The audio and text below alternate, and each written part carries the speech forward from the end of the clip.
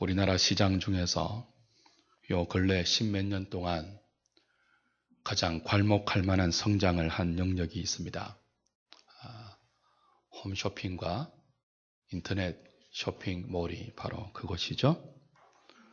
이 두 시장은 실물 시장과 비교해서 월등히 싼 가격과 소비자들이 직접 시장을 찾아가서 물건을 고르는 시간적인 노력과 또 육체적인 수고를 많이 절감했다는 이점으로 빠른 시간 안에 엄청난 시장을 확보했습니다. 그런데 이 두 시장에 아직도 풀지 못한, 또 앞으로도 해결해야 될 가장 큰 과제가 있죠. 뭐냐 하면 어떻게 하면 반품을 줄이는가 하는 것입니다. 예상외로 반품하는 소비자들이 많다는 거죠. 반품에 들어가는 그 비용도 만만치 않잖아요. 왜 이렇게 홈쇼핑이나 인터넷 쇼핑을 통해서 물건을 구입한 소비자들이 반품을 많이 하는 것일까요? 한편으로는 허위 광고나 또 과대 광장이 그 광고가 이유가 될 수도 있겠죠.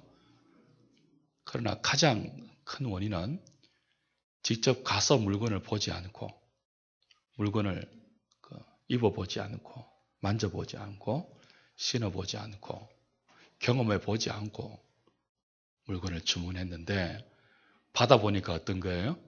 생각과 다른 거죠. 기대와 다른 거죠. 그래서 반품을 하는 것입니다.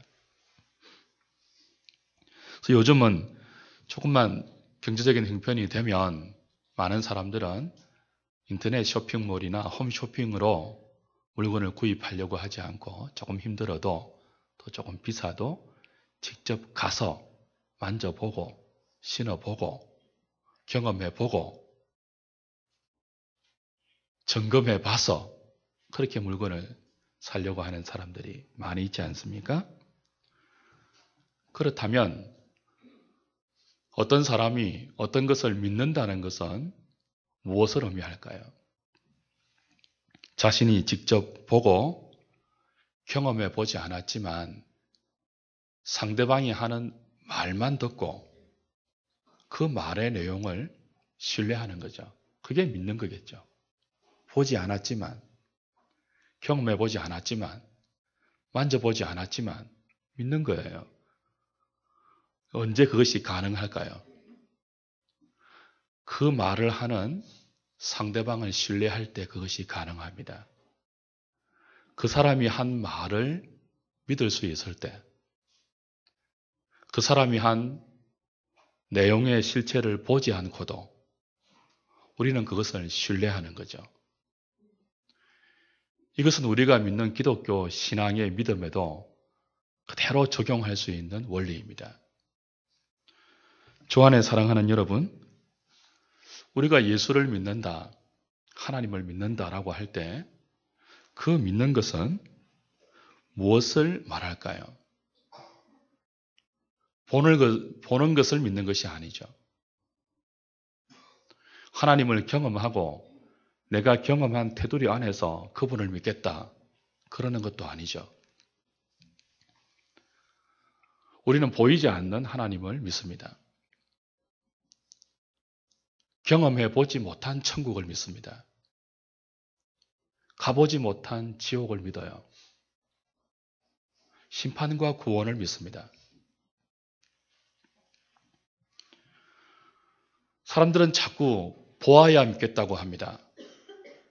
만져보고 경험해 봐야 믿을 수 있다고 합니다. 그래서 보여달라고 하고 경험시켜 달라고 합니다. 그러나 사랑하는 여러분, 많은 사람들이 하나님을 믿지 못하는 것은 보지 못해서가 아니죠. 경험하지 못해서가 아니죠. 사람들은 끝없는 탐욕으로 보면서도 믿지 못합니다. 경험하면서도 믿지 못합니다. 또 다른 것을 보여달라 하고 또 다른 것을 체험시켜 달라고 요구하죠.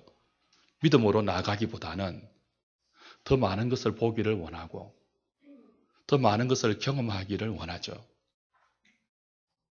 구약 광야의 이스라엘을 보십시오. 어느 민족만큼 이스라엘이 하나님을 본 것만큼 본 민족이 있겠습니까? 이스라엘이 경험한 것만큼 큰 이적과 체험을 경험한 민족이 어디 있겠습니까? 그들은 홍해가 갈라지는 것을 두 눈으로 보았습니다. 애굽에서 나올 때 10가지의 무시무시한 재앙에서 하나님의 능력과 은혜로 보호받는 것을 체험했습니다. 불기둥을 보았어요. 구름기둥을 보았어요. 광야에서 먹을 것이 없는데 하늘에서 만나가 내리는 것을 경험했습니다. 직접 만나를 먹었어요. 필요하면 메추라기가 떨어지는 것을 체험했습니다. 물이 없는 광야에서 반석에서 터져 나오는 생수를 마신 민족입니다.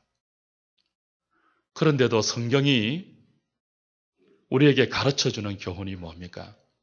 그들이 보고 경험한 수많은 기적과 이적들이 그들을 하나님을 경배하고 경외하고 신뢰하는 믿음의 자리로 이끌지 못했다는 거예요.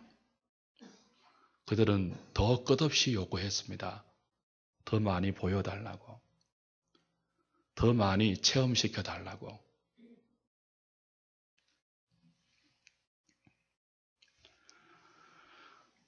결국 이들의 불신의 원인은 증거 부족이 아닙니다.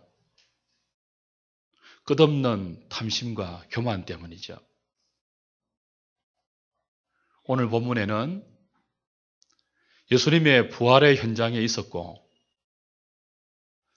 부활하신 예수님이 어떤 놀라운 현상들을 동반해서 부활하셨는지를 똑똑히 본 무덤을 지켰던 군병들의 기록이 나옵니다.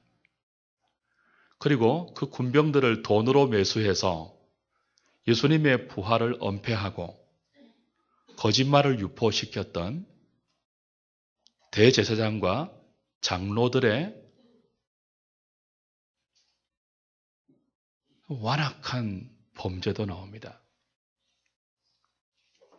이것들을 보면 우리는 믿음이 보는 것에서 기인하지 않다는 것을 더 확실히 알 수 있습니다.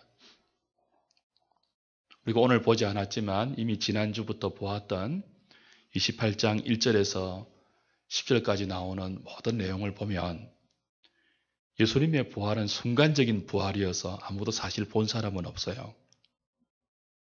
그러나 그 예수님의 부활이 역사적인 사실인 것을 증언하는 너무나 분명한 현상들이 동반되었습니다. 마태는 그 현상을 이렇게 기록하고 있습니다.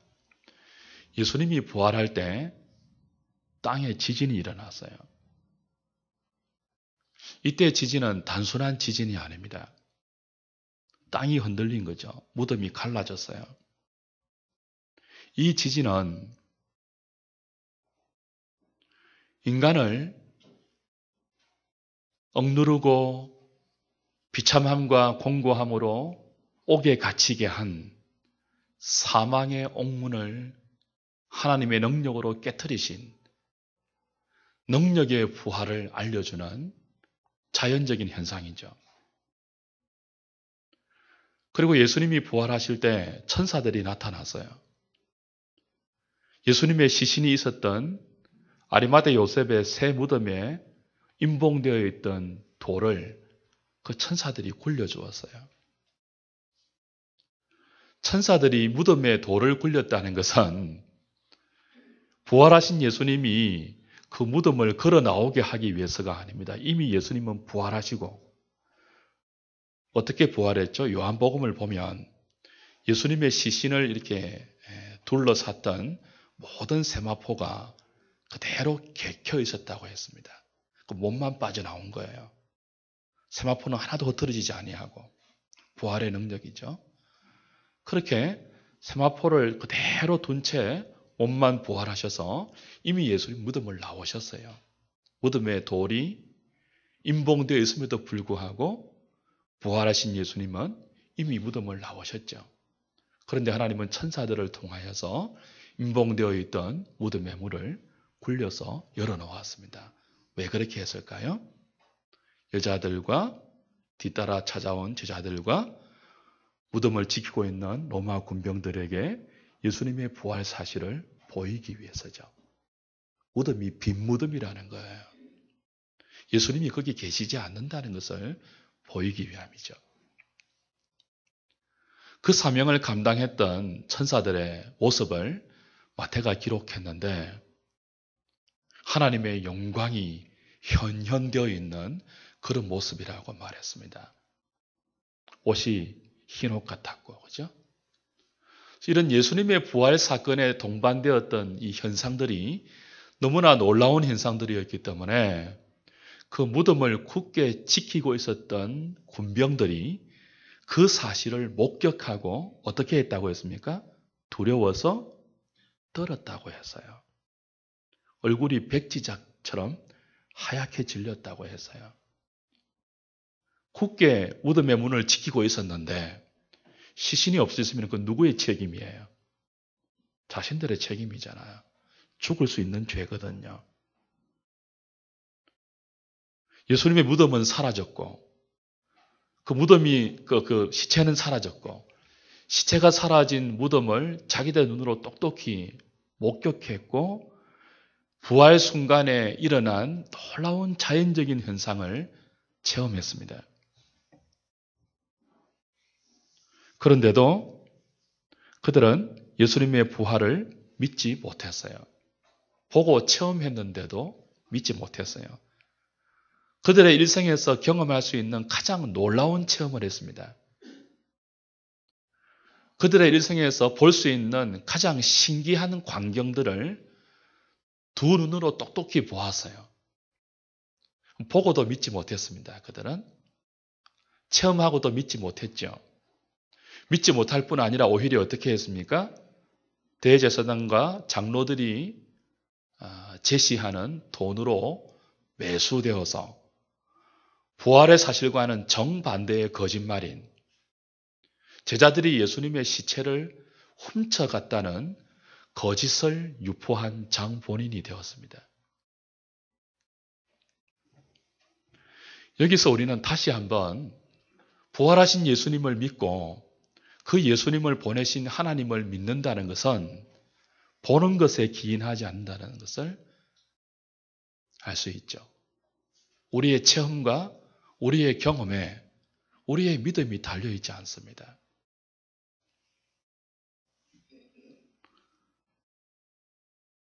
그렇다면 믿음은 어디에서 오는 것일까요? 보지 못해도 믿는 것, 경험하지 못해도 믿는 것. 이것이 기독교 신앙의 믿음인데 이 믿음이 어디서 올까요? 성경 로마서 10장 17절은 이렇게 분명히 증거하고 있죠. 믿음은 어디에서 난다고요? 들음에서 나느니라. 믿음은 어디에서 나지 않는다고요? 보는 데서 나지 않느니라. 믿음은 체험하는 데서 오지 않느니라. 믿음은 들음에서 나느니라. 그 들음은 무엇이에요? 그리스도의 말씀이니라.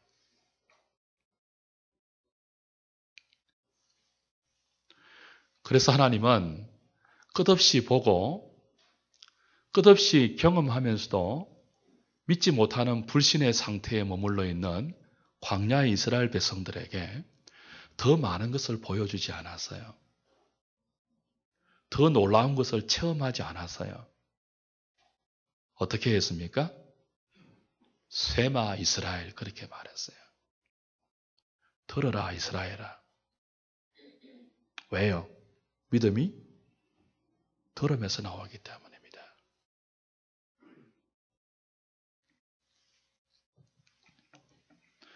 믿음이 들음에서 난다는 것은 그리고 그 들음이 사람의 말이 아니고 그리스도의 말씀에서 말미암는다는 것은 중요한 의미가 있습니다. 우리의 믿음이 인간에게서 나는 것이 아니라는 의미예요.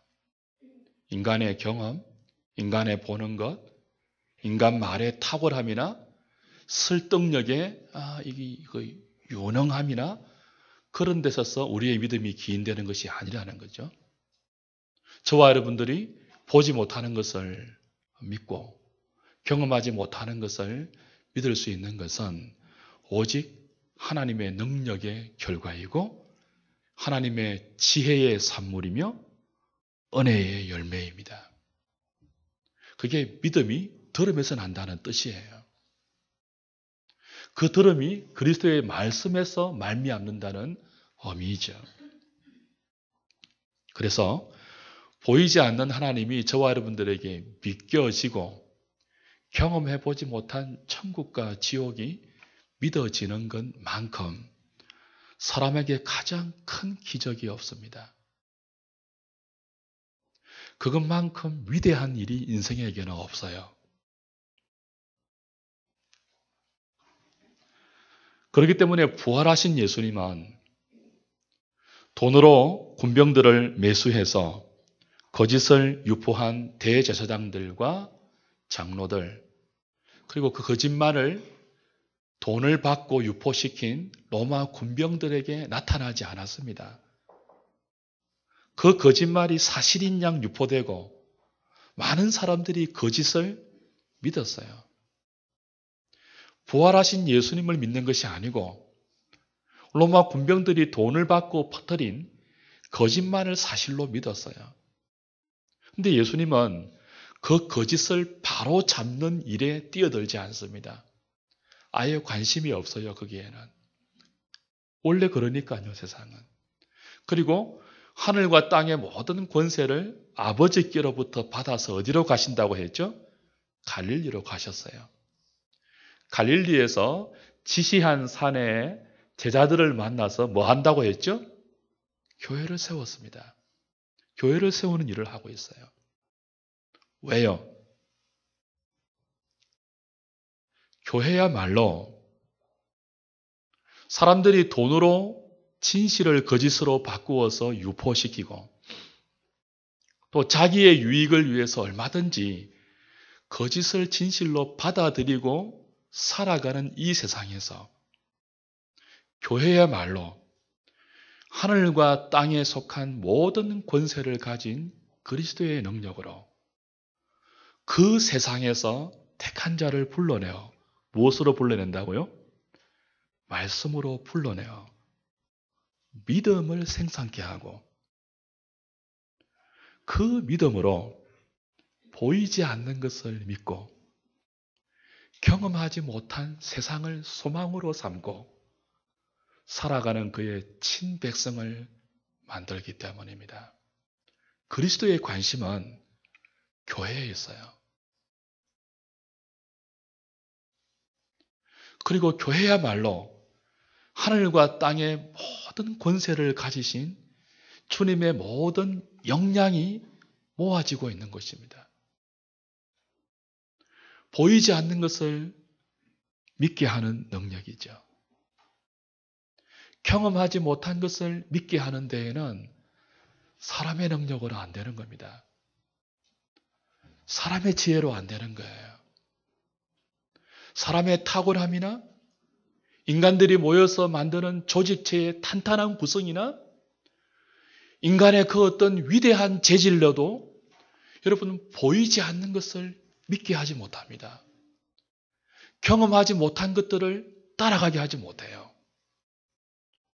그러나 하나님의 능력은 하늘과 땅의 모든 권세를 아버지께 위임받아서 자신의 몸된 교회를 통하여 그 능력을 쏟아부어서 만들어내는 믿음의 열매를 교회는 이 세상 속에서 그 하나님의 능력으로 오늘도 만들어가며 저와 여러분들에게 그 열매를 믿음이라는 이름으로 주어서 그 믿음으로 살게 하는 것입니다.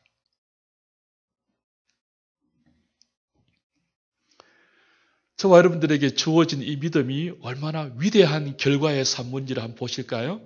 에베소서 1장 17절부터 19절을 한번 보시기 바랍니다. 에베소서 1장.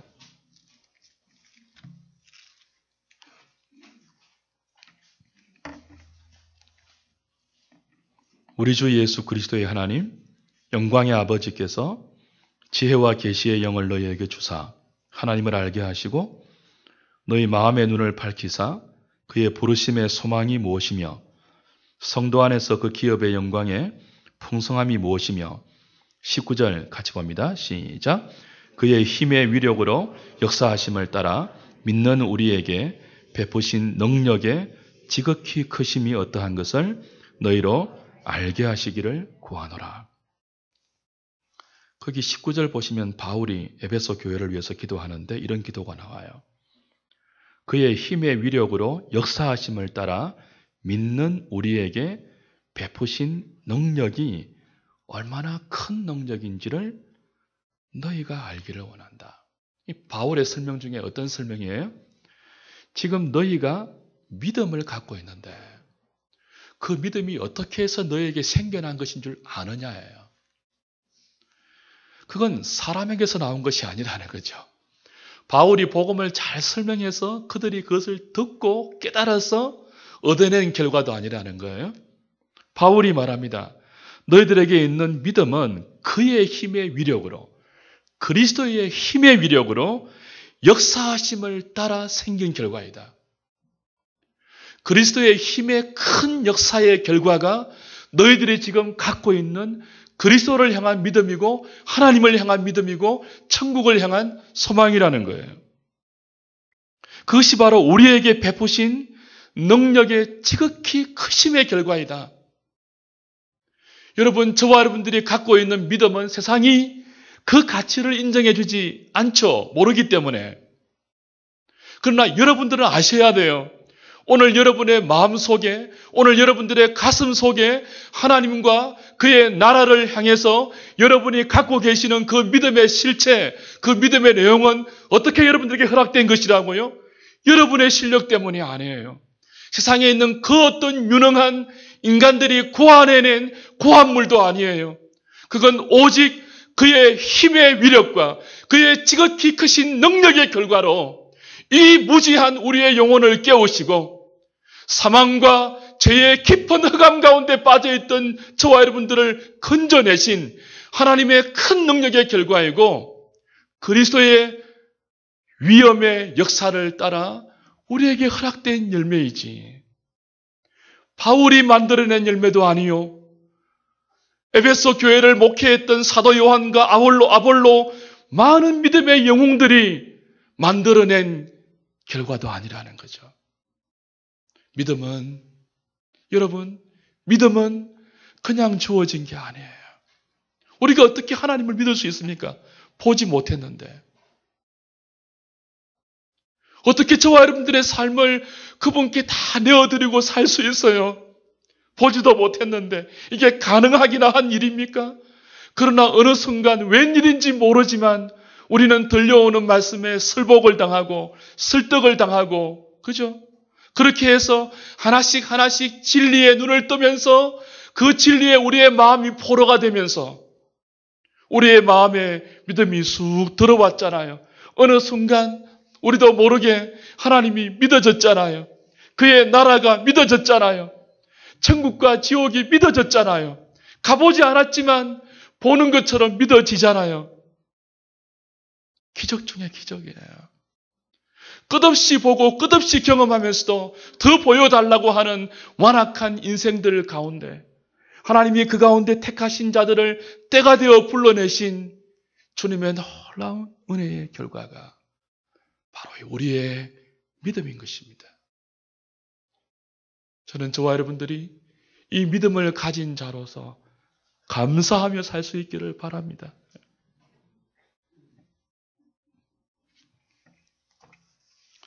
별로 감사를 안 하시는 것 같아요.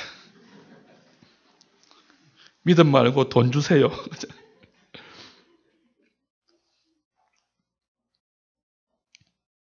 오늘 이 시대는 바로 이러한 하나님의 능력과 은혜를 모르기 때문에 자꾸 사람의 능력을 찬양하죠. 사람의 탁월함을 자랑하고 노래하죠. 어디를 가도 누가 뛰어난지를 경쟁하지 않습니까? 누가 유능한지를 키재기하고 있죠. 왜 그렇다고요? 하나님의 지극히 크신 우리에게 믿음을 산출하고 이 불합리한 세상 속에서 믿음으로 몸부림치면서라도 살게 하는 이 하나님의 지극히 크신 능력의 위대함을 사람들이 모르기 때문에 자꾸 세상은 그 꼴랑 그 뭐예요? 경상도 말로 꼴랑 알량한 사람의 유능함을 자꾸 높이려고 하는 것입니다. 그 유능함을 가지고 도토리 키재기 하는 거예요.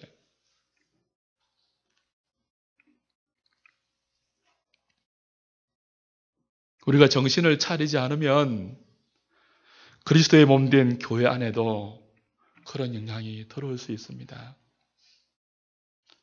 믿음은 사람의 타고난 능력이 아닌데, 사람의 그 어떤 유능한 그 무엇도 아닌데, 오직 하나님의 능력이고 하나님의 지혜인데, 하나님의 은혜인데, 그 하나님의 능력과 은혜를 먹고 사는 존재들인 성도들이 그 하나님의 은혜를 높여야 할 교회에서 오히려 사람을 높이는 그런 어리석음이 우리가 정신을 차리지 않으면 우리에게도 금방 들어올 수 있다는 거예요. 저는 여러분들이 은혜를 받는 것을 보면 그 믿음이 하나님의 능력에 있다는 것을 너무 절감합니다. 제가 가만히 보면 여러분들이 저의 설교의 은혜를 받을 때는 딱 두 가지입니다.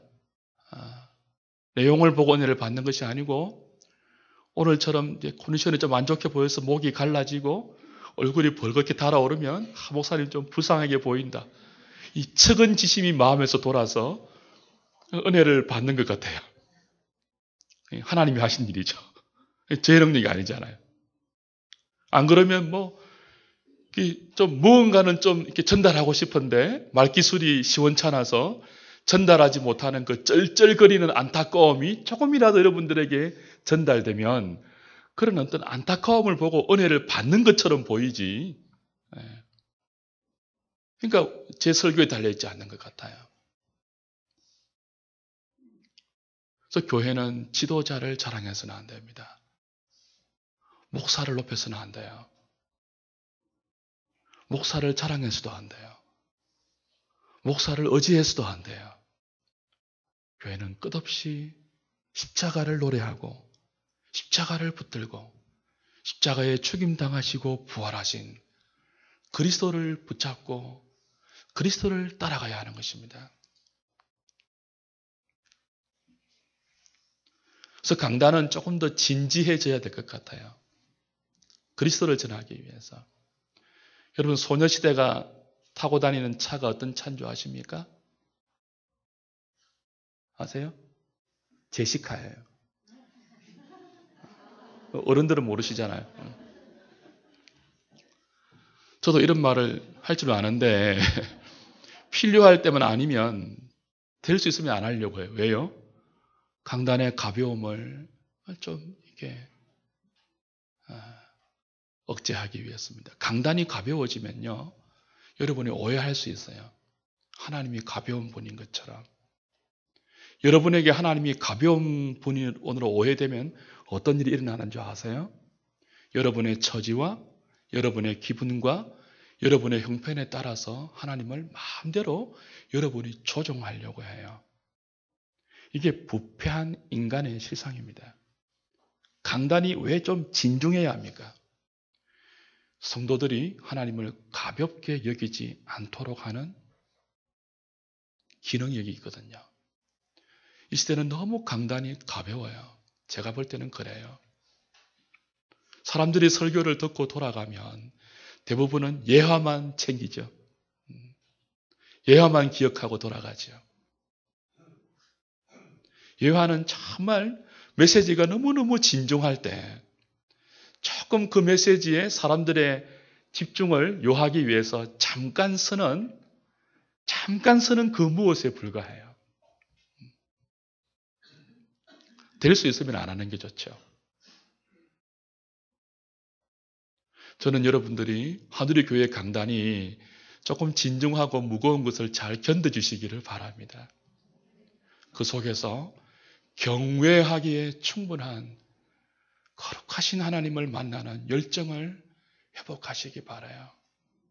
하나님은 우리가 조종할 수 있는 분이 아니에요. 저와 여러분들의 삶이 하나님께 조정되어야죠. 그것이 복이죠. 그리고 그 조정되는 과정이 뭐예요? 믿음이라는 과정이에요.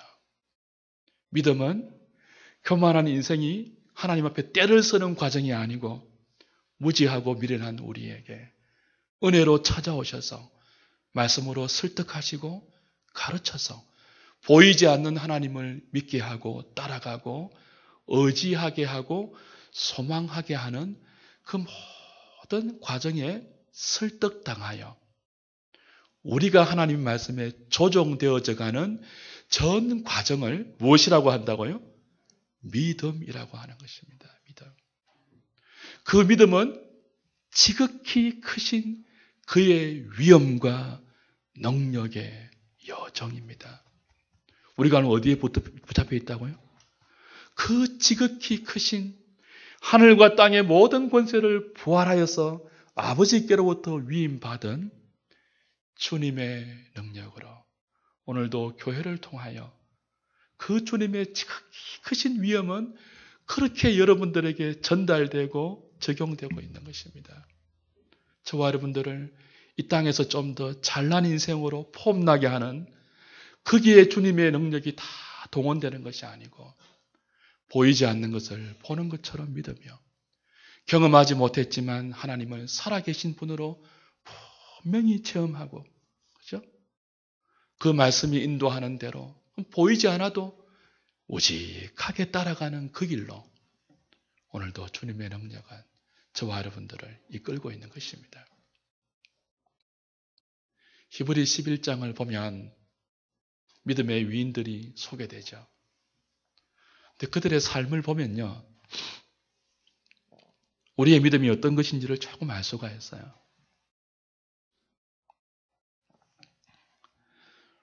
저와 여러분들이 걸어가는 삶의 걸음은요, 순간순간 보이는 것을 발판으로 하고 그 보이는 돌조차도 두드려 보아서 확인해서 안전하다 싶으면 딛고 걸어가는 발걸음의 연속이 아닙니다. 믿는 자의 인생은 보이는 돌과 두드려 보아서도 안전한 그 안정감 위에서 이어지는 길이의 선이 아니에요. 믿음의 발걸음은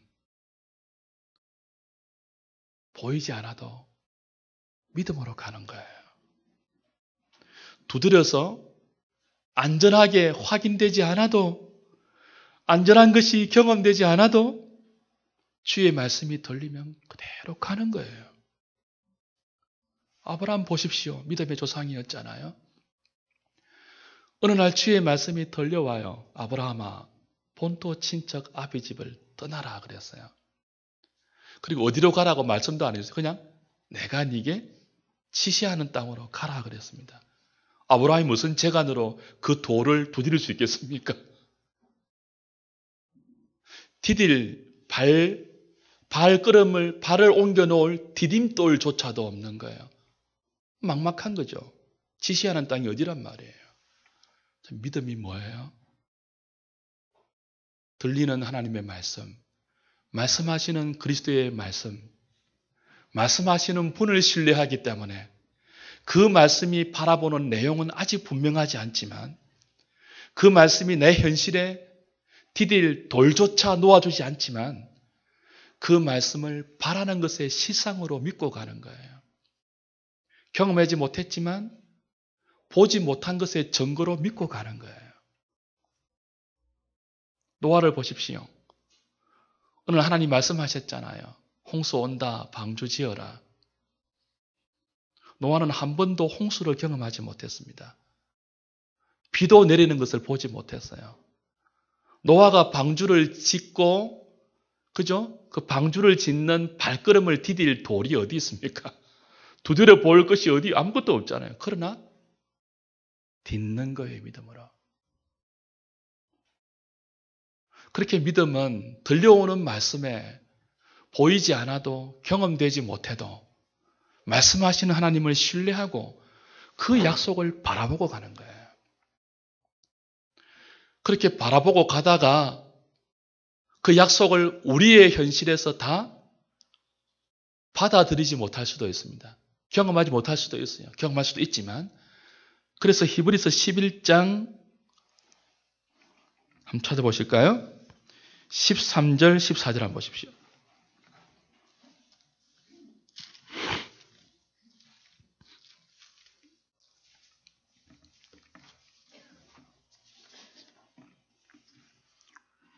같이 읽을까요? 시작. 이 사람들은 다 믿음을 따라 죽었으며 약속을 받지 못하였으되 그것들을 멀리서 보고 환영하며 또 땅에서는 외국인과 나그네임을 정언하였으니 그들이 이같이 말하는 것은 자기들이 본향 찾는 자임을 나타내리라. 이 사람들은 12절까지 나오는 믿음의 선진들을 이야기하는 것입니다. 근데 히브리 기자의 표현이 어떻게 되어 있습니까? 이 사람들은 다 믿음을 따라 뭐 했다고요? 죽었대요. 12절까지는 믿음을 따라 살았던 삶의 리스트들입니다. 근데 약속의 말씀을 믿고 살았던 사람들은 살 때만 믿음을 따라 산 것이 아니고 죽을 때도 믿음을 따라 죽었어요. 왜요? 약속을 받지 못했기 때문에. 믿음은 하나님의 말씀을 약속으로 바라보고 가는 거잖아요. 보이지 않지만, 경험되지 않지만 말씀하신 하나님을 신뢰하고 그 하나님의 약속을 믿기 때문에 그걸 바라보고 가는 거예요. 근데 믿음의 선진들은 뭐예요? 살 때도 그렇게 약속을 바라보고 믿음으로 살았어요. 근데 죽을 때도 뭐예요? 그 약속을 바라보고 믿음으로 죽었다는 거예요. 결국 성도들에게 주어지는 믿음이 그 믿음으로 살게 하는 최종적인 소망의 완성은 이 땅이 아니라는 거죠. 영원한 천국이라는 거예요. 그래서 수많은 믿음의 선진들을 볼 때 그 사람들의 삶을 한마디로 평가하면 이 땅에서는 뭐예요? 나그네와 외국인으로 살았다 하는 것을 보여주는 증거라고 했죠. 두드려보고 안전함이 확인되면 건너는 그런 삶이 아니고 보지 못하지만 경험하지 못했지만 말씀하신 하나님을 신뢰할 수 있고 그분을 사랑하기 때문에 그분이 말씀하시는 것이라면 무엇이든지 바라는 것들의 실상으로 보고 보지 못하는 것들의 증거로 믿으면서 살아가지만 그 약속이 우리의 현실에, 우리의 오늘에, 우리의 이 땅에서 다 이루어지지 않는다 할지라도 우리는 뭐예요? 죽으면서도 그 보지 못하는 것들을 약속으로 믿고 죽을 때도 믿음으로 죽는다는 거예요. 그것을 위해서 하늘과 땅의 모든 권세를 가지신 부활하신 주님이 오늘도 교회를 통하여 택한 자를 부르시고 택한 자를 믿는 자로 만들어서 당신이 분부한 모든 것을 가르쳐 지키게 하고 제자로 삼으라고 대위임령을 교회에게 주고 있는 것입니다. 제자 삼는 것은 특별한 사람 만드는 게 아니에요. 여기 있는 분들 중에서 누군가를 스카우트해서 뽑아서 특공대를 만드는 게 아니죠. 제자는 이 세상 속에서 하나님의 지극히 크신 능력의 그 위험을 모르고 그저 돈이면 모든 것을 매수할 수 있을 줄 알고 거짓도 진실도 거짓으로 바꾸어서 자기 이익을 위해서 유포하고 그것들이 유포되는 세상 속에서 그저 적당히 살아가는 이 인생들 틈바구니 속에서 믿음으로 주님의 능력은 우리를 불러서 약속을 따라 살게 하죠. 눈에 보이는 이 땅의 현실을 보면서 사는 것이 아니고 들려오는 하나님 말씀을 믿고 그 말씀이 지시하는 약속을 따라 살게 하는 거죠. 그리고 약속을 따라 죽게 하는 거죠.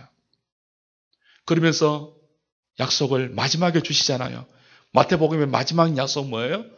볼지어다. 세상 끝날까지 내가 항상 너희와 함께 할 것이다. 우리는 우리 혼자 힘으로 이 믿음의 길을 갈 수 없기 때문에 주님이 또한 이 약속을 마침표로 주고 있는 거예요. 내가 함께 가면 보지 못하는 길도 갈 수 있다는 거죠. 내가 너희와 항상 함께 있다면 경험해보지 못하여도 얘들아 갈 수 있지 않겠니? 말씀하는 거죠. 오늘 그 믿음을 가지고 주님이 도전하는 보지 못하는 길을 가라고 하는 믿음의 길, 경험하지 못한 길을 소망으로 품고 약속을 따라 살아라고 도전하는 이 말씀의 요구를 믿음으로 잘 수용하셔서 주님이 여러분과 함께 하시를 신뢰하시면서 잘 걸어가는 저와 여러분 될 수 있기를 주의 이름으로 부탁을 드립니다.